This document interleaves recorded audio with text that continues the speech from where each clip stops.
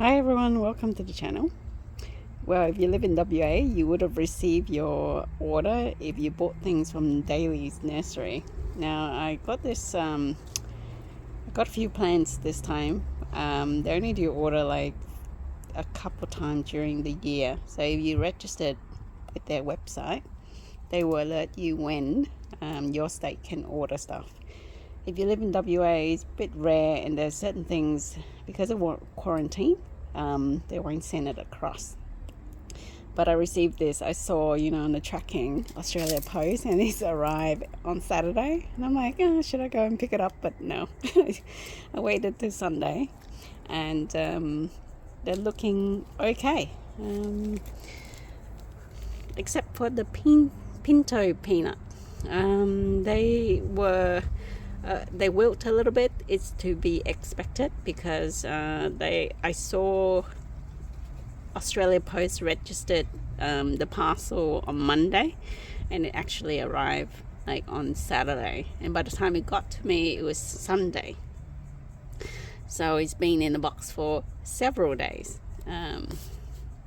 But pinto peanut, so I've been wanting to buy this for a while, and whenever, because of the shipping availability for WA, by the time I go in and I could order it, it's already sold out. So this time I was lucky. I got a few of them and it was on special, especially these tubular right here.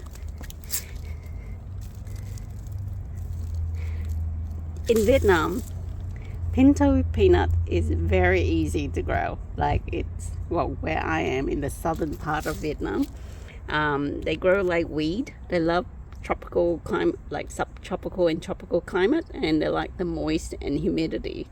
They're excellent like nitrogen fixer. Like, instead of growing lawn, you can grow this to have an area cover with green. Okay, so it doesn't need much fertilizer or anything of the kind. It's kind of like grass. But over here, this is the first time I've bought this, so we see what happened in WA. But certainly I tried to grow some of this in Vietnam, on my dad's block of land. He doesn't get it. He likes to cut everything bare, but over here I don't like to keep the earth bare, so I just want to cover it with some cover crop. So I bought two. So these two were on special together, so I bought them two. And these smaller ones, they were, I can't remember, like $2 something for a tube, or $1 something a tube. Maybe $2, maybe $1 is too cheap. So $1 something, $2 something a tube. So I bought around 16 of them. And once they are established, I can cut them out and just graft them. It's really easy. I saw like lots of people do it, and you can see here, once these plant climatize, I can cut like this part, and propagate them, and then plant out in a larger area. So these days I don't buy a lot of fruit trees, because on the block of land that I've got quite a lot to maintain already, so I just don't have the time and energy to buy more to look after. What I want to do is to look after the soil more than anything, so that's why, hence these. I'm sure you can grow other things, but I like to try this out. What I bought this time, which is different, is the Tropic Sweet. So this type of apple, it doesn't need a lot of chill, like winter cooler months. Now I know I can grow heaps of different variety. Why I chose this, because potentially if it does well, I could bring it back to Vietnam with another pollinator, like I think the Dorset Gold and the Tropic Anna, or the Anna's Tropic, something of it.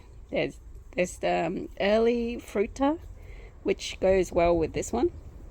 If you do a little bit of research, you know what I mean, if you're into growing apples.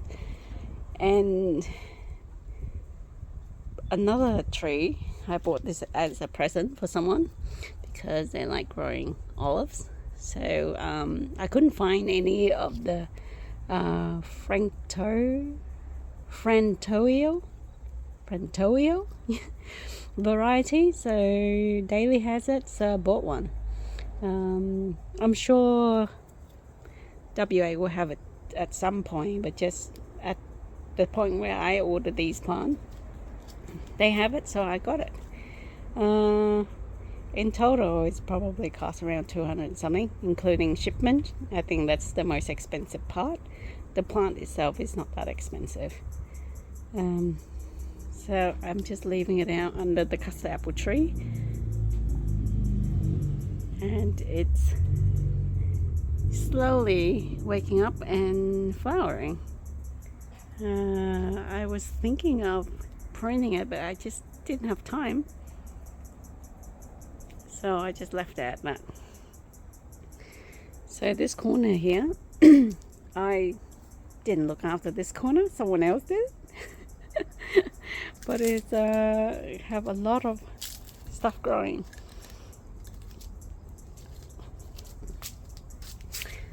This here is from Anne. She bought these little forest tubular of Exora. So I can't remember if it's a white variety or yellow variety. My mom loves Exora. In Vietnam, it's so common. You can see it everywhere. And it's such an easy flower to grow. It's like a mini shrub bush type of plant.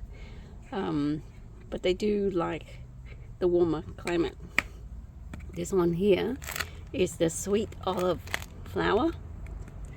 They're quite expensive to buy. Aunt bought like a batch, but there's only, I think, 2 in here that survive. And then we took it home and looked after it because it was dying. This over here is the chrysanthemum plant.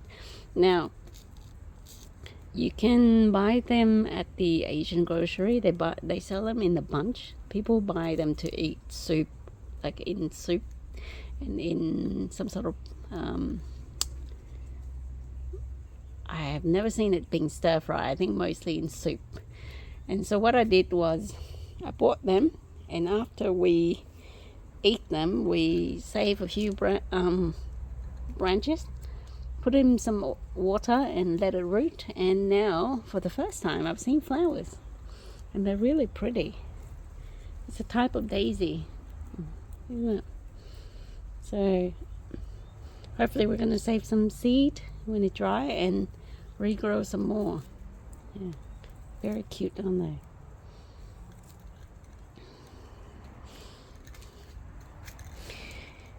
And this chili tree here is a Thai bird's eye. I bought it for $10, and we revived it. I think it's very cheap, and we have so many tomato plants that we need to grow out there. So this is more of the chrysanthemum. So we bought like bunches, ate them, saved some of the branch, and root them and regrow them. Look at them now. So we just harvest a few more this like yesterday to have it in noodles, and it tastes good. Here I'm just waiting, as you can see, sugarcane.